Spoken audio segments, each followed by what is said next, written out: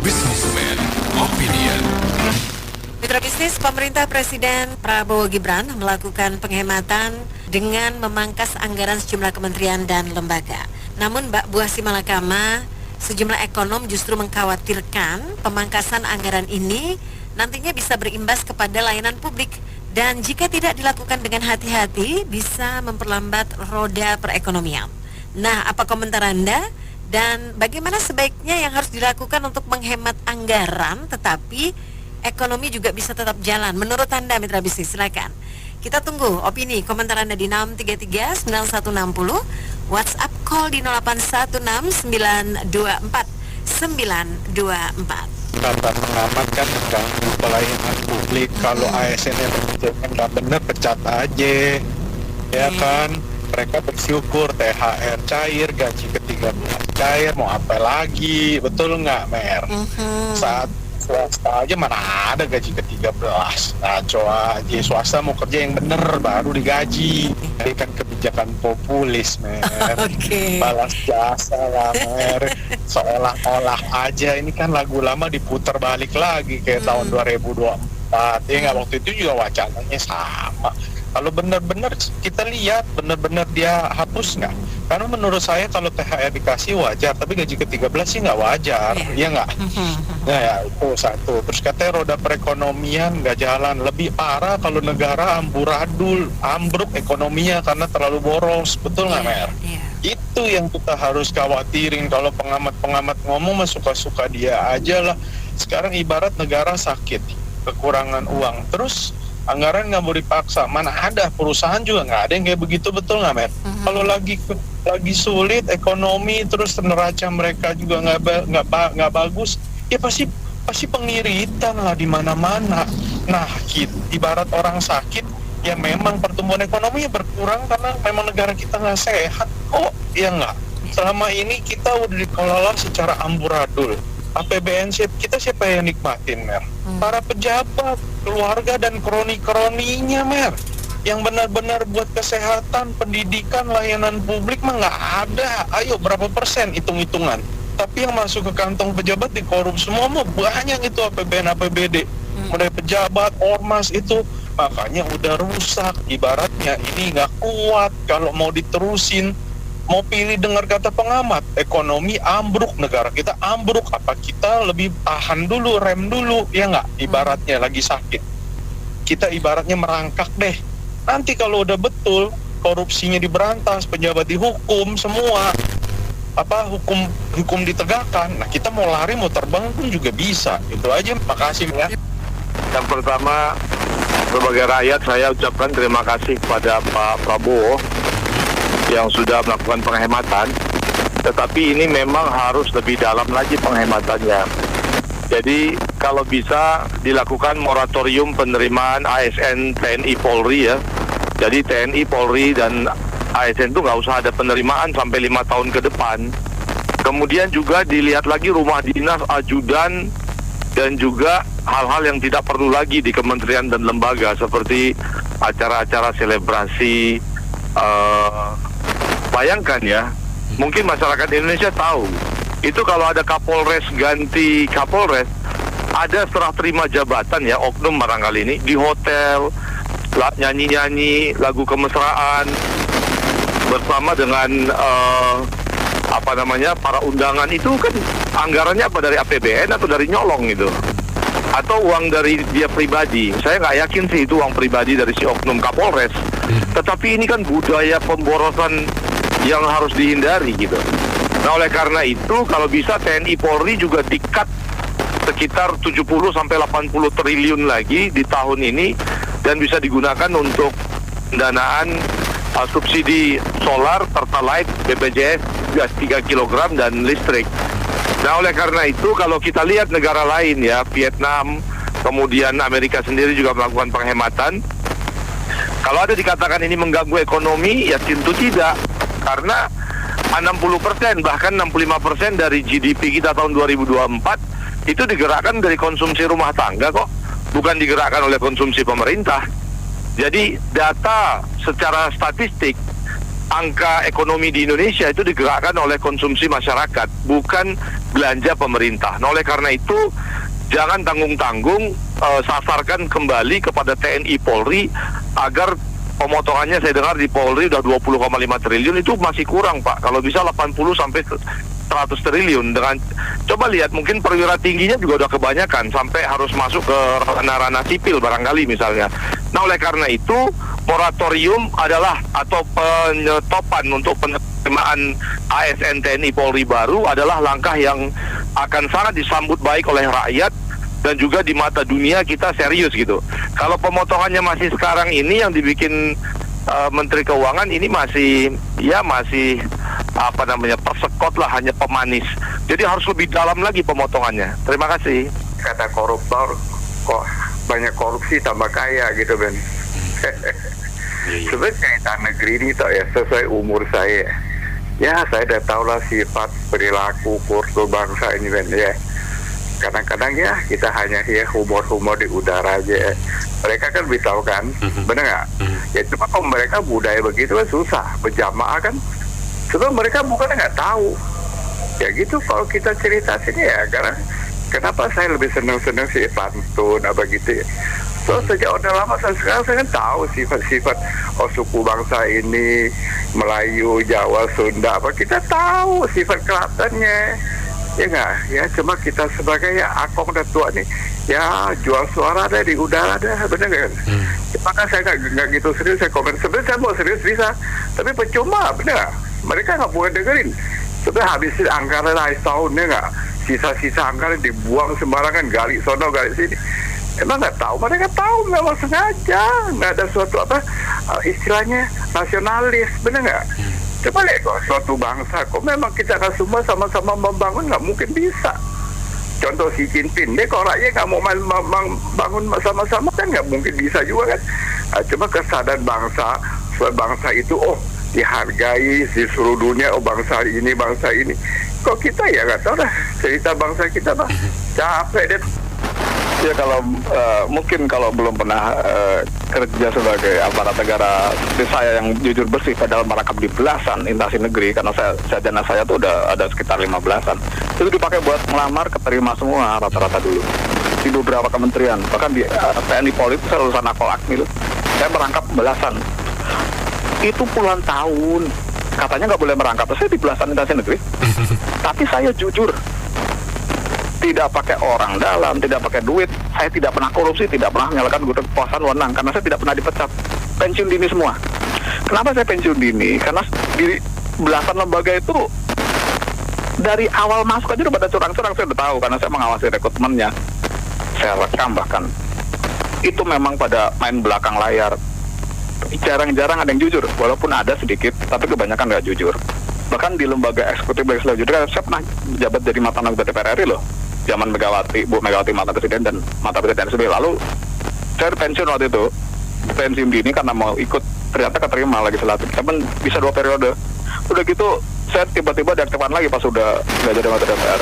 Jadi di Polri bahkan di BUMN mantan presiden SBY sampai mantan presiden Joko Widodo ya. Jadi saya puluhan tahun dari zaman Orde Baru tuh jadi aparat negara belasan instansi negeri. Tentu saya tahu dari rekrutmen sampai pemilihan pejabat negara. Ya kemungkinan memang hanya sedikit yang jujur, kebanyakan oknum tidak jujur, cara pakai uang atau orang dalam. Itulah yang menciptakan asal mulanya terjadi praktek penyalahgunaan kekuasaan wewenang atau melanggar undang-undang, korupsi dan dalam bentuk kejahatan yang lain. Misalnya membackingi, melindungi penjahat. Premanisme kemarin, ormas yang masuk ke pungli, palak, ribuan triliun atau berapa? Ratusan triliun gitu. Kan masuk berita jadi heboh kan. Itu baru palak, todong, organisasi massa. Belum yang preman kampung, belum yang berseragam oknum.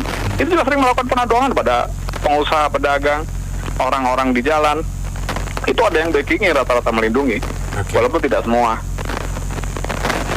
Korupsi, narkoba, ada backingnya, bandarnya. Bagaimana Murtala udah lepas, bisa lepasnya bagaimana? Adiknya kan ada yang polisi, ada iparnya juga polisi di Mabes, adiknya di Polda, adik kandungnya kalau nggak salah dulu masih begitu, tahu kalau udah pindah, pangkatnya udah bintang-bintang. Masih ada lagi yang bandar besarnya si Murtala, itu bintang 4, dulu sempat di Mabes. Kan saya dulu satu kantor, ya saya tahu lah gitu ya, oknum ini. Lalu kenapa Murtala bisa lepas dari lapas Salemba? Ya kalau nggak ada desain skenario, tidak mungkin lepas. Lalu kenapa tidak ditangkap lagi? Narkoba sudah menjalar wilayah Jakarta Barat, operasinya dia sampai Sumatera. Tapi ini anak buahnya si bandar besar. Yang lainnya udah Pulau Jawa kena dari kota-kota sampai desa. Kan di Solo sendiri kan kemungkinan di Solo apa di Jawa Tengah ya, itu kemungkinan nanti jadi banyak itu. Kan udah di salah satu petinggi Jawa Tengah udah bilang, di potensinya narkoba di Jawa Tengah merajalela. Itu benar. Nah, kejahatan lain juga gitu, Mas. Jadi di negara kita kemungkinan ada yang jujur, tapi kebanyakan tidak. Akibatnya muncul korupsi. Dan korupsi dibuat ringan hukumannya oleh yudikatif. Itu kemungkinan memang udah dibikin seperti itu, kemungkinan ya, dibuat seperti itu. Jadi ya beginilah negara kita, nggak pernah selesai korupsinya. Oke, saya salah satu juga yang peduli dengan negeri ini ya. Saya sangat prihatin sekali melihat negeri ini jadikan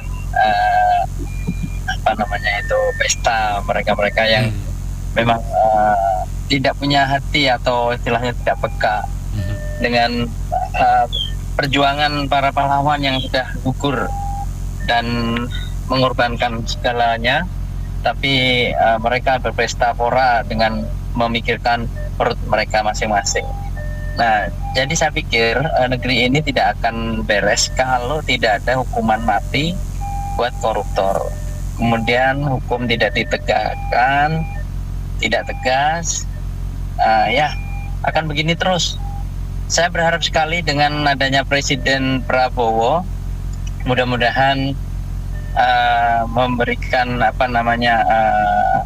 harapan baru yang mana sedikit banyak perlulah diadopsi cara-caranya mertuanya dulu itu untuk menertibkan negeri ini supaya lebih baik lagi daripada yang sekarang. Nah, kemudian saya berharap juga dari pihak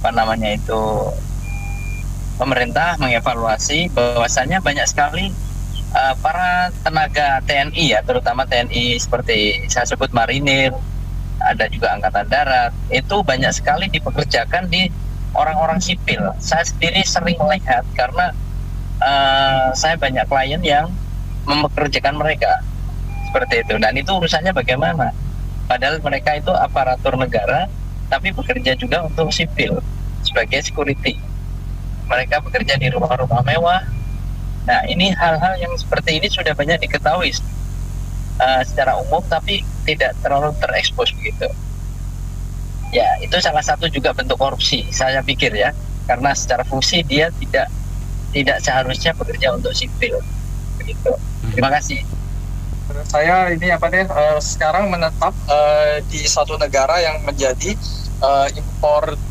eksportir terbesar ke Indonesia untuk mainan, pakaian, dan itu juga salah satu negara yang istilahnya cukup perkembangannya hampir mengalahkan US mungkin ya di nanti 10-20 tahun lagi. Kurang lebih ya tahu lah ya negara mana, saya nggak sebutkan. Nah, ini kalau menurut saya ya mungkin Indonesia juga boleh perlu gitu ya mengikuti sistem perkembangan negara ini. Jadi contohnya secara aktual gitu yang saya lihat, saya tahu gitu di negara sana pemerintahnya ada juga yang korupsi, cuman korupsinya tuh ya ini tetap kerja gitu Pak. Jadi menurut saya tuh kalau pemerintah yang ngambil dikit ya, ini mungkin saya pemikirannya agak radikal, cuman saya lebih praktikal gitu. Jadi kalau menurut saya, kalau misalkan pemerintah itu dia korupsi dikit tapi beneran melakukan sesuatu membuat yang kita masyarakat tuh bisa melihat, ya kita tutup sebelah mata sih nggak masalah gitu ya. Tetap ada hasilnya untuk masyarakat ya. Iya, yang penting ada hasilnya buat masyarakat gitu kan. Kalau mereka ngambil dikit ya udah kita bodo amat gitu kan, kayak pura-pura nggak tahu gitu kan. Nah, yang terjadi di negara itu kurang lebih seperti itu gitu. Mereka walaupun mereka bilang kita mau memberantas korupsi, ya ada juga lah tetap yang maksudnya main bawah meja gitu. Cuman yang dari masyarakat mereka sendiri, mereka tetap melihat gitu bahwa emang ada hasilnya gitu. Jadi masyarakat mereka walaupun ditekan atau gimana tetap happy aja. Jadi saran saya, masukan untuk pemerintah Indonesia, semoga Indonesia kita juga bisa maju ke depannya gitu kan. Walaupun pemerintah ada ngambil dikit, kalau memang kita bisa lihat hasilnya gitu, ya why not gitu. Yang penting ada bisa kita melihat gitu. Ya. Gini ya, Yang pertama, saya setuju efisiensi anggaran. Dan sebenarnya anggaran ini kalau saya kira itu akibat daripada korupsi yang sudah berjemaah sehingga anggaran kita itu membengkak, maksudnya yang seharusnya 1 triliun cukup ini jadi 10 triliun. Kenapa? Ini contoh yang paling mudah. Masih ingat ya, belanja ATK-nya DKI Jakarta zaman Anies berapa miliar yang terjadi rame, terus habis itu katanya itu soalnya masih belum diurai, masih belum bla bla bla bla bla bla, nggak tahu lah kayak gitu ya. Tapi nggak pernah ada BPKP ataupun ada KPK ataupun kejaksaan kepolisian yang menangkap, sama sekali bersih Aniesnya. Aneh kan?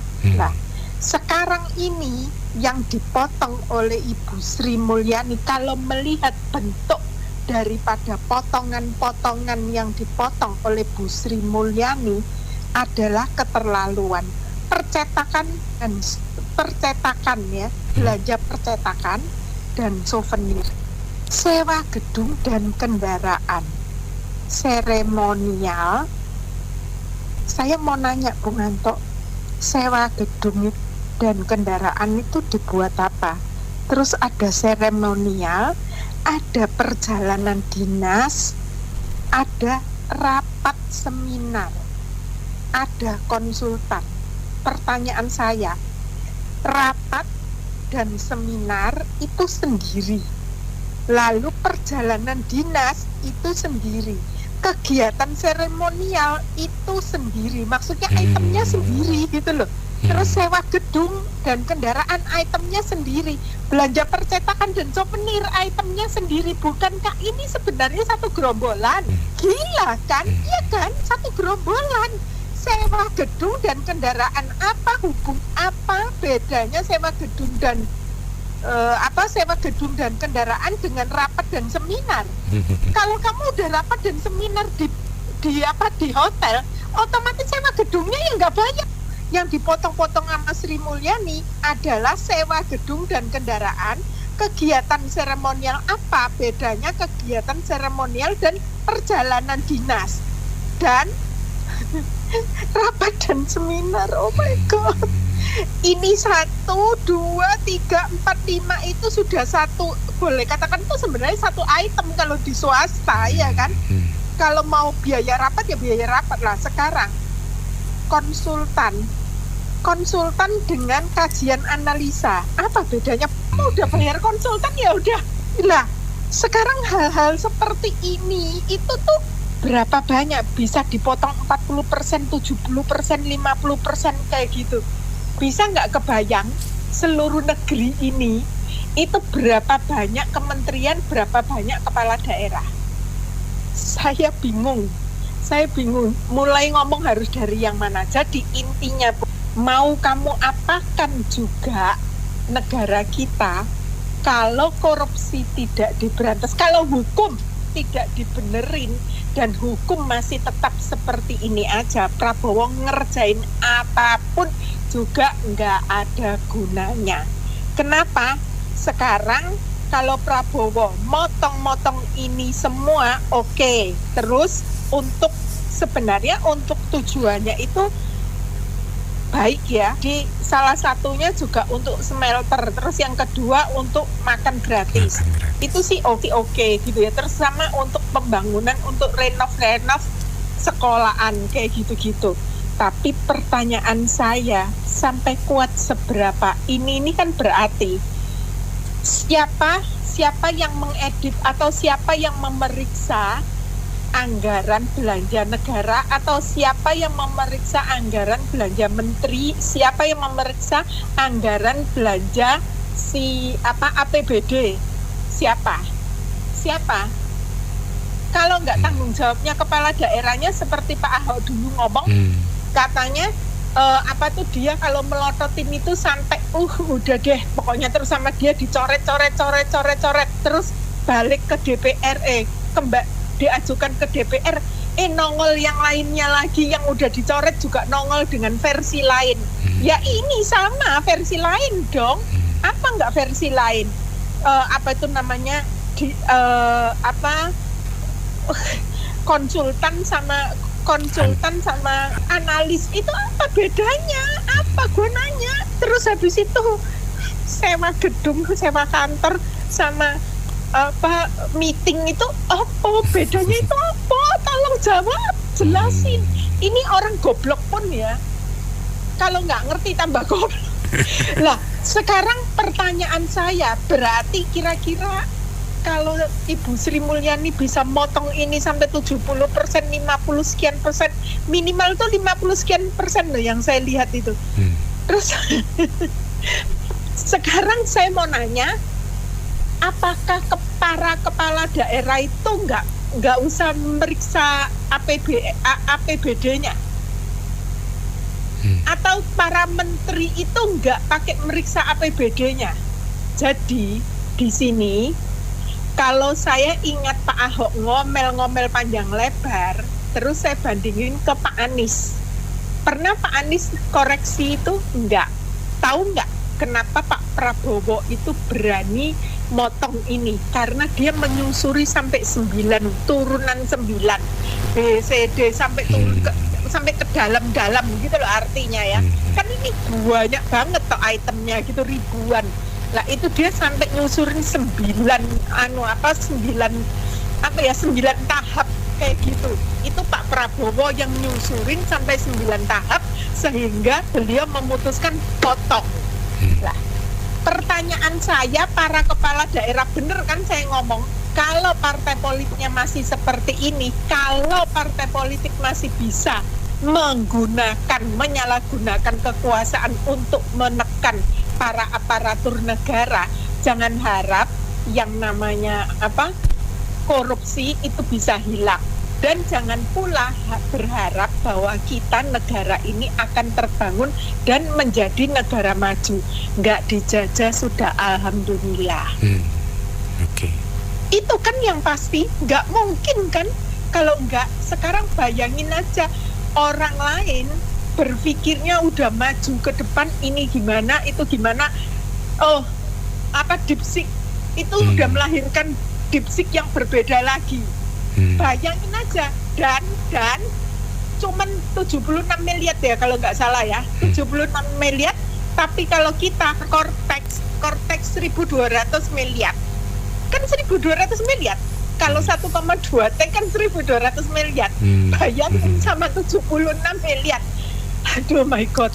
Lah sekarang saya mau nanya, kira-kira kita bisa maju dari sebelah mana? Mulai dari mana? Makasih. Nah, kalau saya Pak ya, setuju aja lah kayak ibu itu, komentarnya bagus sekali tuh. Dan bahkan yang tadi jam-jam 5 itu ada juga begitu. Bagus komentarnya. Masalahnya begini, pemotongan gaji coba. Honorer coba kasih mengalir kerja coba. Pegawai PNS berapa gajinya coba? Ada nggak tunjangannya? Ada nggak ini? Lain dari pejabat. Ya kalau pejabat ini ada ini ya kan? Mau makan apa? Gara-gara memperjuangkan ini makan bergizi ini. Coba anak-anak makan bergizi, tapi di rumah nggak makan, gimana coba? Anak-anak makan gratisan pagi, di rumah nggak makan gimana? Bayar listrik apa segala gimana? Itu dia. Sementara ya korupsi nggak ada perubahan, begitu aja. Harusnya korupsi itu bisa kok begitu. Tadi saya dengar itu ada proyek siapa itu yang jebol tanggul apa itu? Itu biaya 40 miliar, ya kan? Belum 2 tahun dah jebol, coba gimana? Kemana uangnya itu? Mau diapain? Kalau dibiarin begitu itu, coba. Itu bahkan jalan-jalan mau dikurangi jalan di kampung saya luar rusak coba. Rusak, hujan, banjir apa segala.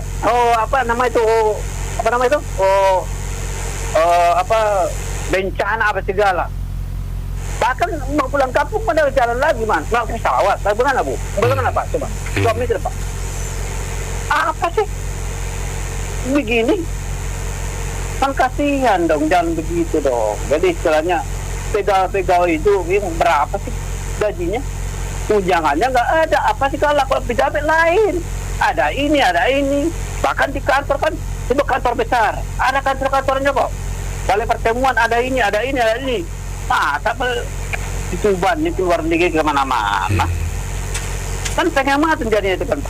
Oke, itu aja lah Pak. Ya, ini apa namanya? Kalau saya sih boleh menirukan sebuah lagu ya Omnya. Lagu dangdut atau lagu apa? Saya lupa. Pokoknya saya ini gini. Kau yang memulai, kau yang mengakhiri. Kan awalnya mereka akan memberikan makan siang gratis. Tetapi mungkin mereka dan para tim pemenangan maupun tim penyusun kampanye itu lupa. Namanya makan siang itu nggak gratis, harus ada biayanya. Nah, ketika mereka sudah menang, mereka kelimpungan tuh cari biayanya kemana gitu. Harusnya sejak awal sebelum mereka berjanji memberikan makan siang gratis, dipikirkan pula biayanya dari mana, dari mana gitu. Jadi jangan kayak gini. Jadi ibaratnya orang pacaran berumah tangga ya, gitu pacaran enak-enakan Om. Gitu selesai kawin nikah, wah bingung nih bayar utangnya dari mana, ternyata uang hasil kondangannya nggak sesuai ya. Nih uang makan, mungkin tadi suaminya ke kantor naik mobil harus naik motor turun, pakai bedak yang mahal, terus tiba-tiba harus pakai bedak tabur. Gitu kan. Jadi nggak mau harus menghemat anggaran entah bagaimanapun caranya, yang penting janji-janji mereka terpenuhi gitu. Cuman sayangnya dengan sebenarnya di negeri kita ini kan banyak sekali sumber daya manusia maupun sumber daya harta yang ada tapi kayak nggak kelihatan Om. Contohnya kayak harta sitaan dari para koruptor. Itu kenapa nggak Pak Presiden langsung keluarin perpu saja kalau para anggota DPR nggak mau keluarin undang-undang perampasan harta, kan Presiden masih punya kewenangan tuh bikin perpu sendiri untuk merampas harta-harta milik koruptor. Termasuk tabungan yang disimpan di bank Swiss atau bank Kanada atau bank Singapura atau apalah segala macam. Ada juga yang harta mereka sembunyikan di kamul fase bikin startup cuci uang segala macam. Nah itu kan bisa diambil dirampas oleh negara untuk memenuhi kekurangan anggaran gitu. Coba bayangkan kalau misalnya para koruptor yang ditahan itu hartanya diambil semua, saya rasa banyak sekali tuh, mungkin ribuan triliun untuk bisa dikumpulkan itu. Mungkin malah bisa buat bayar utang negara. Bukan cuma buat makan gratis, saja bayar utang negara mungkin juga bisa. Ini menyangkut anggaran. Saya sangat setuju. Yang dilakukan pemerintah sekarang ini menurut saya sangat baik. Mungkin adalah sedikit mengganggu. Contohnya apa ya? Contoh sederhana gini bro. Saya dulu beberapa kali kita meeting di Kementerian Perindustrian ya. Tahu nggak bro? Dulu sebelumnya mungkin udah cukup lama. Itu setelah meeting di meja kita itu ada amplop loh bro. Amplop itu isinya duit. Beneran nih Pak? Itu beneran dan itu silakan cross check dengan yang punya pengalaman. Tetapi ini udah sekitar mungkin sekitar 7-8 tahun, 10 tahun yang lalu. Kalau sekarang ini dipastikan kalau kita hadir dari swasta ada meeting dengan Kementerian Perindustrian ataupun Perdagangan, pasti nggak ketinggalan yang namanya kue di kotak. Itu saya yakin pasti ada. Ada kue kotak sih. Betul. Nah, yang seperti begini-begini sebenarnya menurut saya itu pemborosan. Yang dilakukan oleh Pak Prabowo efisiensi terhadap pos-pos tertentu. Yang sebelumnya itu adalah pemborosan. Mungkin ada pihak-pihak yang sedikit terganggu. Tetapi saya pikir untuk kepentingan yang lebih besar layak dilakukan efisiensi anggaran ini terhadap kementerian. Bahkan yang berita terbaru yang 1-2 hari ini ada 16 kementerian termasuk Departemen Pertahanan dan DPR itu pun dimasukkan di dalamnya bro. Jadi DPR kena potong karena pas FM, karena Bro Benny. Jadi teriak-teriak mulu, akhirnya Mang Edi dengar lapor dia ke Prabowo. Pak Prabowo, Bro Benny minta supaya DPR juga dipotong. Dipotonglah DPR akhirnya. Nah, itu dia. Penting itu, Pak. Penting nih kita bicara di sini, Bro. Iya kan? Jadi menurut saya ini baik, walaupun ya sempat ada hotel, asosiasi perhotelan mereka sedikit komplain. Ya saya kira wajar lah. Mereka coba mencari dari wisatawan yang lain lah. Kalau dari departemen itu bikin acara di hotel itu kayak duit nggak berseri, Bro. Benar. Itu benar kayak duit nggak berseri. Karena mereka kan nggak pusing, anggaran ada kok, dibelanjakan aja. Iya. Saya kira kalau untuk saat ini, ya sedikit efisiensi lah. Oke. Yang saya ingin lihat, Bro, ini DPR dipotongnya seperti apa, Bro? Katanya sekitar 6 triliun atau berapa ya? Ya. Nah, ini coba kita lihat realisasinya, Pak. Benar, Pak. Betul, ini penting. Ya. Jadi ini untuk mendukung anggaran, karena memang penerimaan pajak sejak PPN 12% itu nggak bisa berjalan, dampaknya luar biasa ke APBN kita. Iya.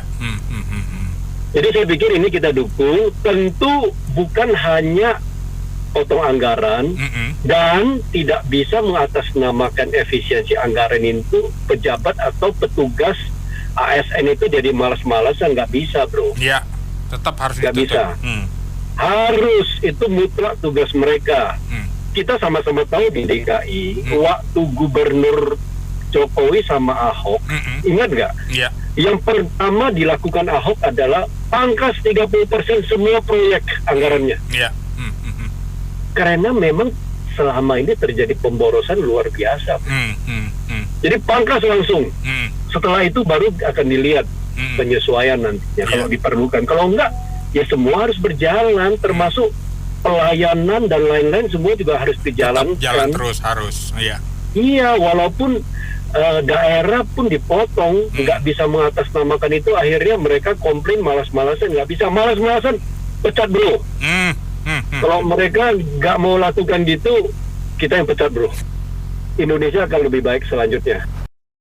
Ya, anggaran-anggaran yang tadi sudah dibahas itu meeting-meeting lah, seminar segala macam itu, saya kira memang benar, karena meeting suatu proyek itu biasanya ngabisin waktu, makin banyak orang makin lama eksekusinya gitu. Jadi di samping pemborosan anggaran juga proyeknya nggak berjalan-jalan, apalagi melibatkan banyak sekali institusi yang terkait. Kadang-kadang nggak ngerti saya kalau pembebasan tanah di DKI, bayangkan di 3 kali itu itu ratusan itu instansi yang terlibat itu, apakah berkali-kali. Jadi bebasan tanah cuman misalnya 200 meter gitu ya. 200 meter itu udah lamanya minta ampun. Benar. Aja sekali Ciliwung selesai nggak itu pembebasannya tuh. Jadi begitulah keadaannya. Jadi kebanyakan rapat, jadi proyek nggak dieksekusi. Seperti Pak Prabowo pernah bilang, Pak Jokowi pernah bilang bahwa anggaran stunting misalnya 80% habis untuk rapat-rapat gitu. Jadi benar itu. Tapi anggaran untuk infrastruktur yang penting itu menurut saya harus tetap diutamakan, karena infrastruktur itu kan membangun atau menggerakkan ekonomi ya. Kalau membangun jalan itu banyak industri yang terkait di situ, tenaga kerja di situ yang benar-benar terbantu gitu. Kalau dihabisin ya susah gitu, nanti negaranya malah mundur. Pembangunannya. Siap. Baik, gini. Ini saya rasa gini ya, untuk efisiensi anggaran ini tujuannya baik, maksudnya baik ya. Ini memang perlu. Jadi cuma masalahnya gini, ini kok jadi bertolak belakang ya, jadi kontradiktif dengan gemuknya kabinet saat ini, gitu kan. Jadi di satu sisi efisiensi anggaran, tapi di sisi lain kabinetnya terlalu gemuk, ya kan, gitu istilahnya. Di sisi lain jumlah lembaga kementerian itu diperbanyak, belum lagi ditambah dengan staf khusus ya. Iya benar. Iya kan, itu jauh lebih banyak dibandingkan dari pemerintahan sebelumnya, ya kan. Benar, jadi ini saya ini kayak kontradiktif jadinya kan, gitu.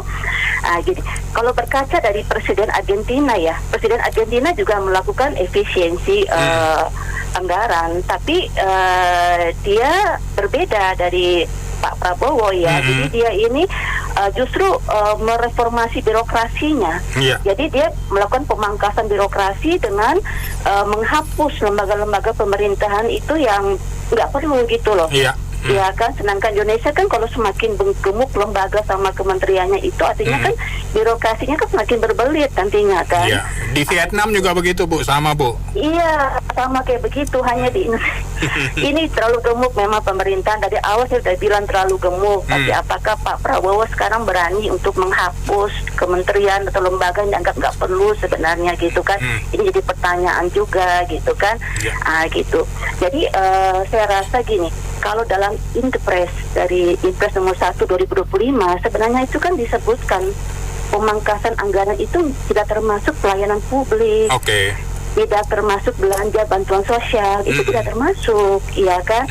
Cuman mungkin makanya saya bilang mitigasinya harus jelas, formulanya harus jelas, komunikasinya juga harus jelas, ada sampai ke ininya tuh jelas semua gitu. Jadi jangan sampai ini malah mengganggu pelayanan publik, nanti misalkan ada jalan yang rusak nggak diperbaiki, nggak ada anggaran, misalkan kayak gitu kan, gitu. Dan untuk alokasi ke daerah pun itu juga dipangkas juga kan.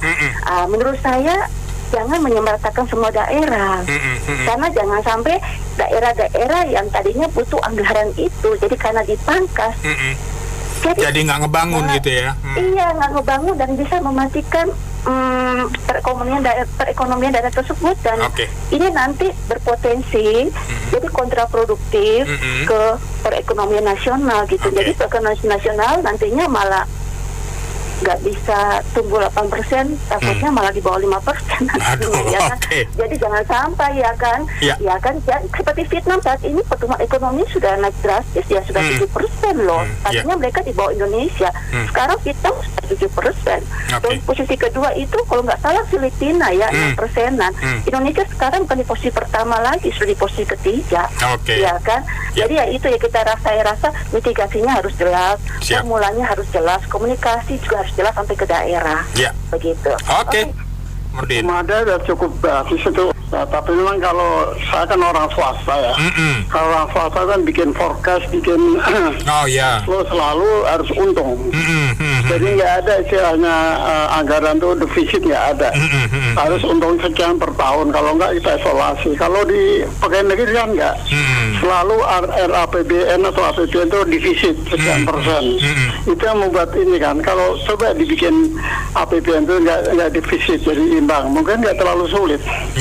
Menurut saya sih begitu, karena apa ya, APBN pegawai negeri itu kan, kalau pegawai negeri itu kan misinya menghabiskan duit, menghabiskan anggaran, ya kan? Jadi kalau nggak itu dipakai-pakai sama bosnya gitu. Saya baru tahu itu kalau akhir tahun kok pada pura ke hotel-hotel ngapain? Rupanya ngabisin anggaran.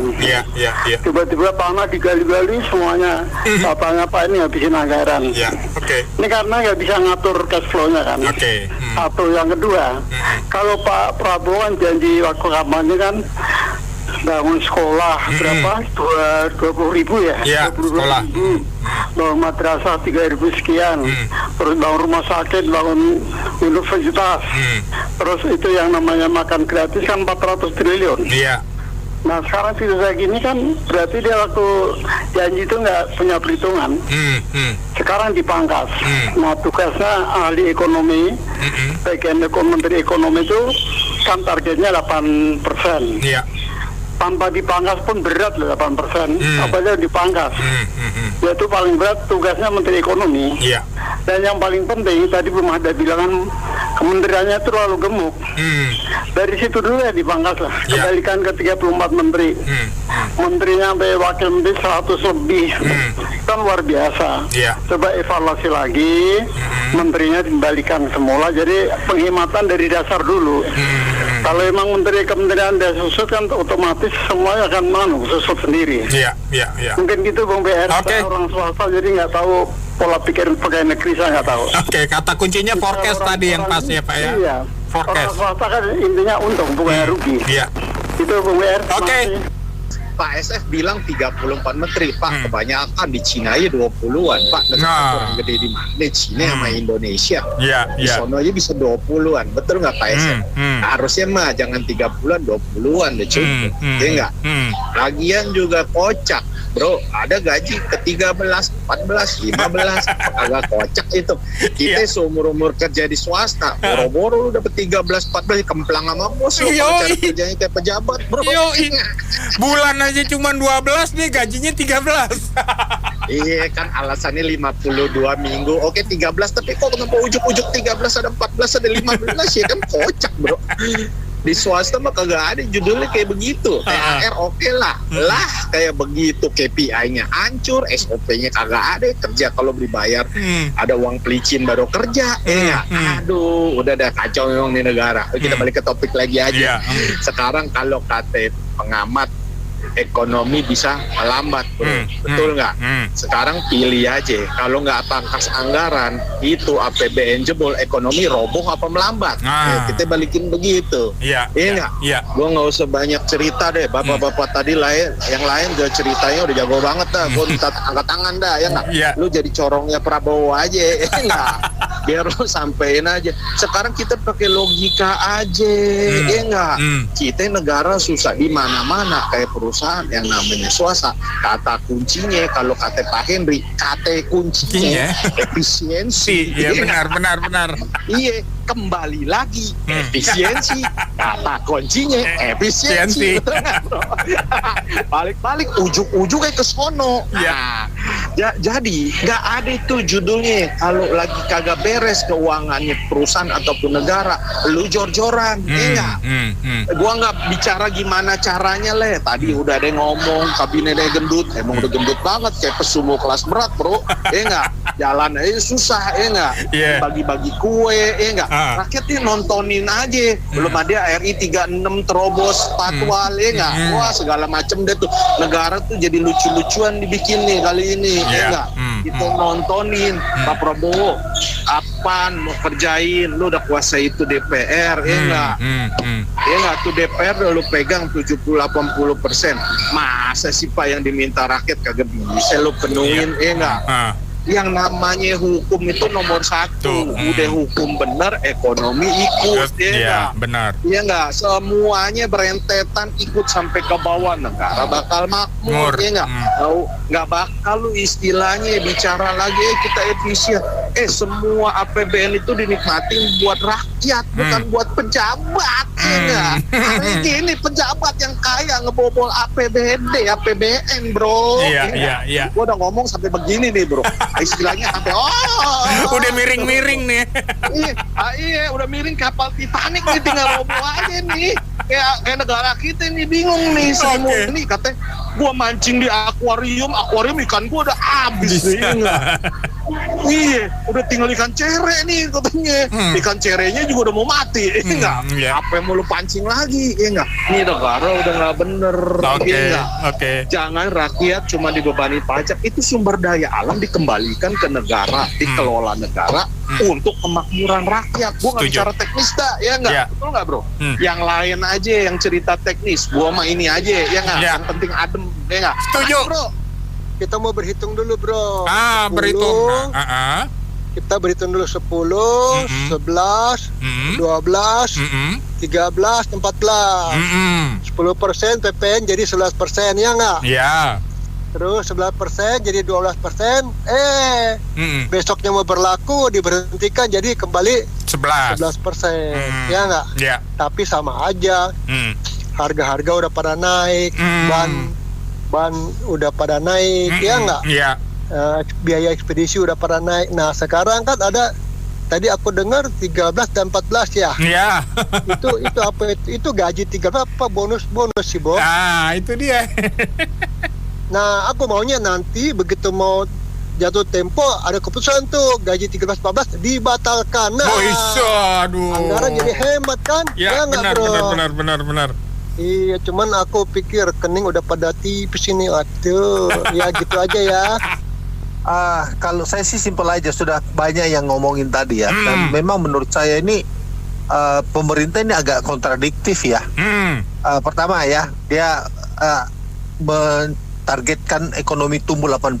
Pertama, yang kedua, tapi kabinetnya gede, butuh uang banyak, investasi banyak, nggak ada. Sekarang potong anggaran, tapi makan siang ditambahin dananya. Waduh kan, nggak ngerti targetnya apa makan siang itu, maksudnya punya target apa?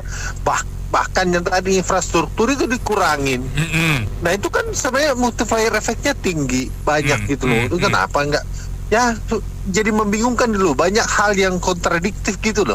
Kabinetnya gemuk, butuh dana gede, terus untuk apa nggak bisa kerja? Ya semuanya jadi membingungkan ya. Tapi menurut saya memang harus dipotong anggarannya, nggak apa-apa. Bahkan banyak yang menurut yang mungkin programnya itu tidak banyak manfaatnya untuk rakyat, ya nggak perlu gitu kan. Cuman kalau masalah pendidikan gitu ya, beasiswa untuk ini ya mungkin perlu juga kali. Kemudian infrastruktur itu apa, dana konstruksi dan lain-lain itu mestinya harus dipertahankan. Nah ini makanya ya kita lihat aja lah apa action dari pemerintah sebenarnya ini yang kita tahu gelap ini. Kira-kira Prabowo berani nggak sekarang kurangi lagi anunya kementeriannya, menteri-menterinya ini terlalu gemuk. Iya mana 100 dengan segala macam stafnya berapa ratus orang itu. Masa orang diangkat jadi menteri hanya untuk duduk-duduk ngobrol-ngobrol nggak ada kan? Cuma thank you. Saya sih mungkin belum itu mungkin terlalu luas ya topiknya buat saya. Cuman saya mengingat kasus banjir yang akhir-akhir ini nih. Itu kan saya ketemu RT katanya dulu pas zaman Ahok rajin, sekarang kalau misalnya mau kerja harus kasih duit dulu gitu loh. Kalau nggak kasih duit nggak dikerjain, jadi mereka sekarang ada giliran gitu. Jadi menurut saya kalau penghematan gitu kalau nggak dibarengi dengan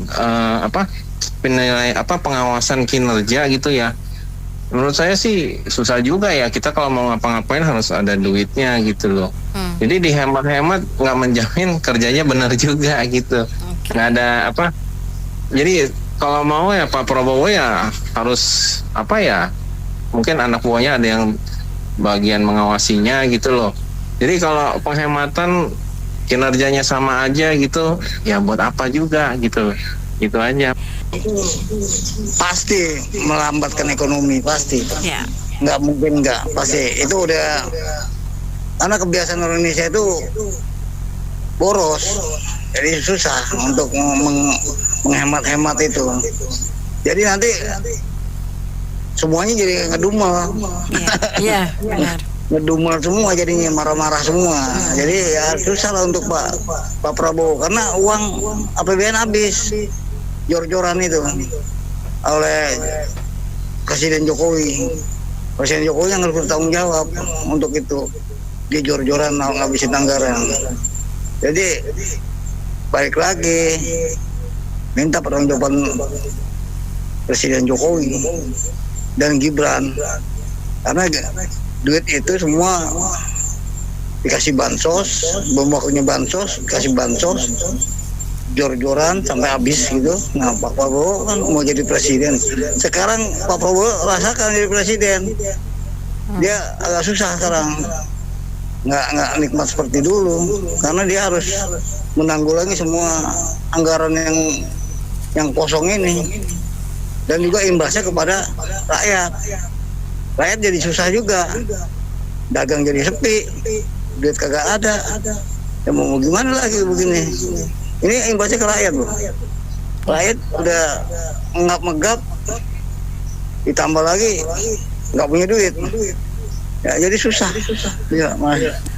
Ya, ini saya masuk langsung ke topik ya.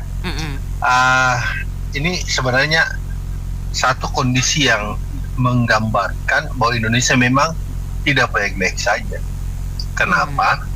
Karena pemerintah kelihatannya kekurangan dana nih, sehingga dia cut anggaran kan. Anggaran itu dipotong ada dua, apa memang karena pengisian proyeknya itu tidak tepat sasaran, ataukah memang pemerintah sangat kekurangan duit kan.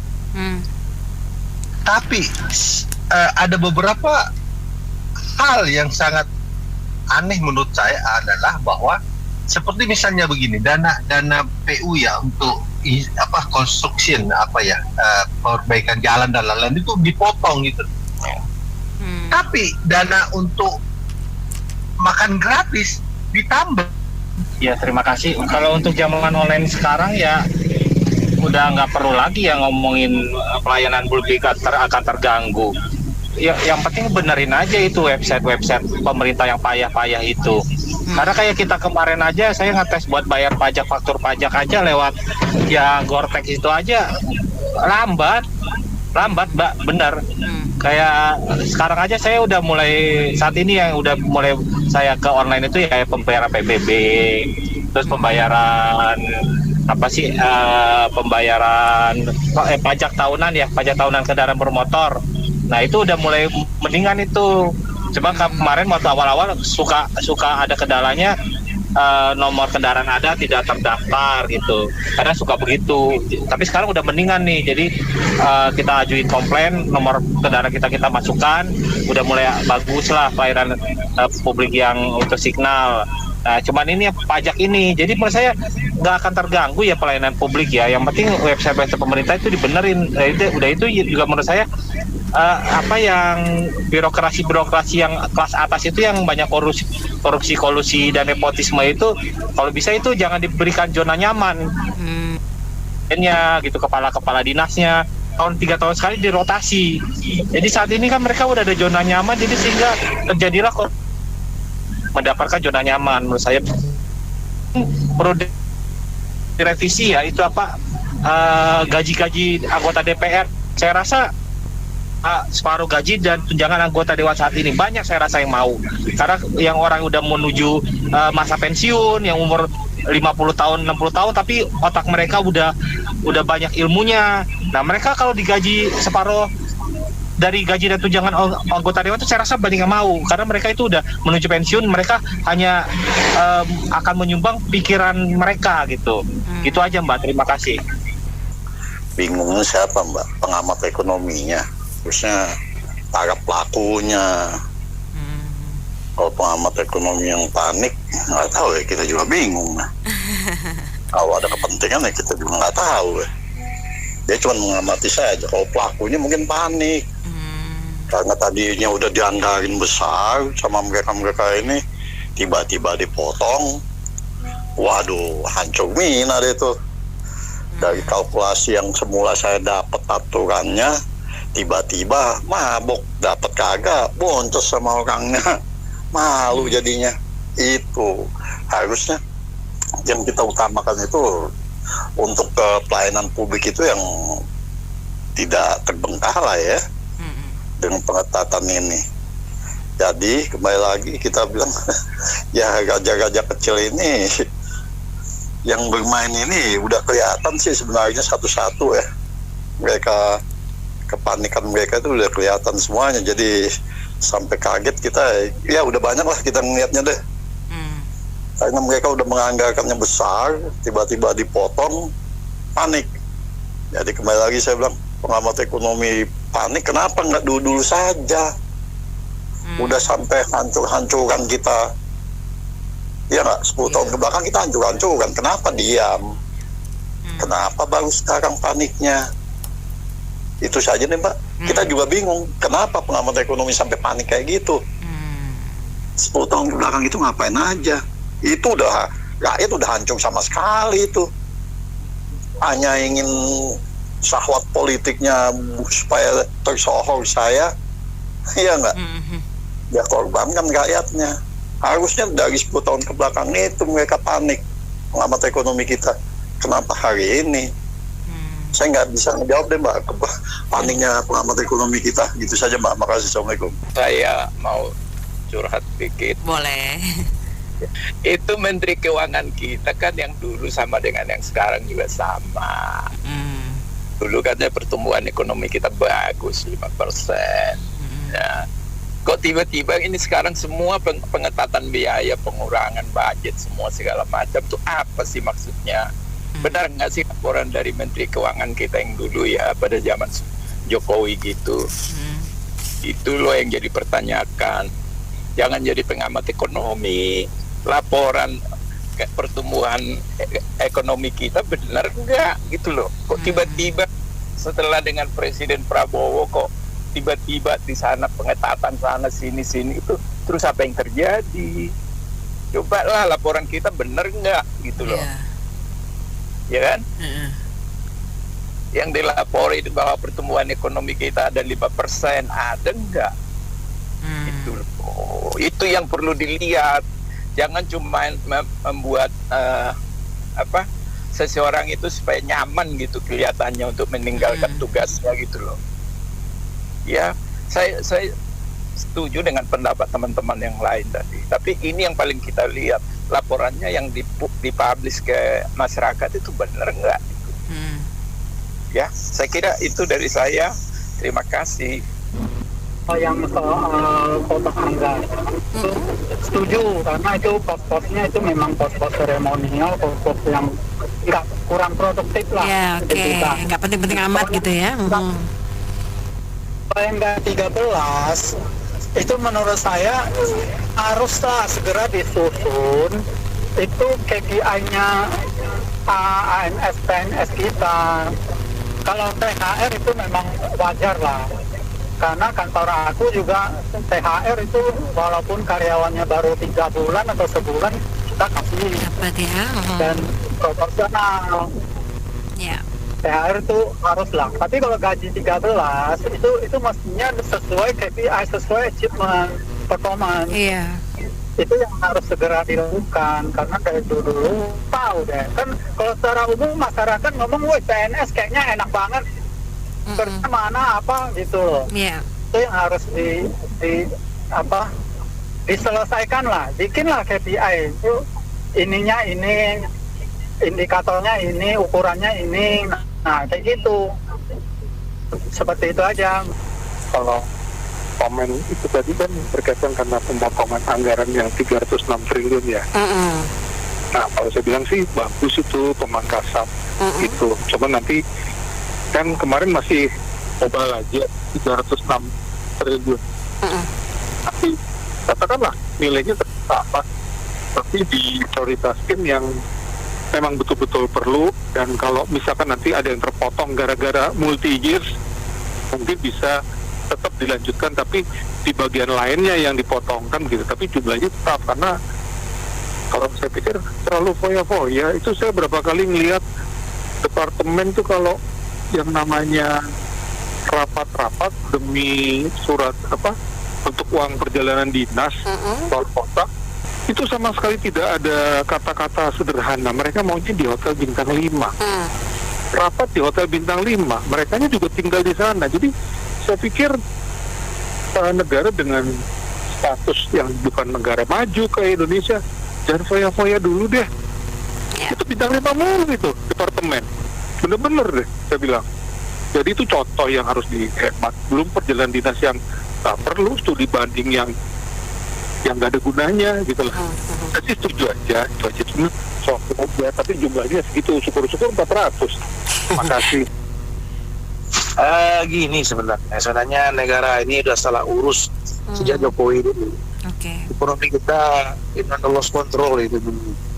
Kalau pembelanjaan benar-benar tidak dan tidak produktif, saya bilang gitu ya.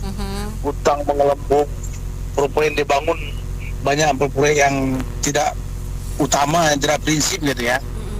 Seperti sekarang ini ekonomi udah bangun IKN. Itu kan konyol namanya itu kan. Jadi sekarang ini yang penting bagaimana stop dulu ya, schedule dulu proyek yang tidak prinsip itu yang pertama. Triliunan uang kita bisa dialih gunakan gitu kan. Nah itu aja mungkin dari saya ya. Oke, terima. Saya pikir kalau cuman cut anggaran 306 triliun begitu ya, nggak cukup. Terus langkah berikutnya apa gitu loh, BUMN ini bagaimana ekspansinya, bisnisnya bagaimana agar dengan cut ini pasti banyak PHK kan, sehingga PHK itu bisa ditampung gitu loh di BUMN untuk ekspansi bisnisnya. Itu mesti juga harus diterangkan ke rakyat ya gitu. Terima kasih. Oke, terima kasih Pak Agus. Baik mitra bisnis, kita cukupkan sampai di sini opini komentar Anda kami tampung dalam Businessman Opinion. Terima kasih yang sudah bergabung. Mary Agustinti.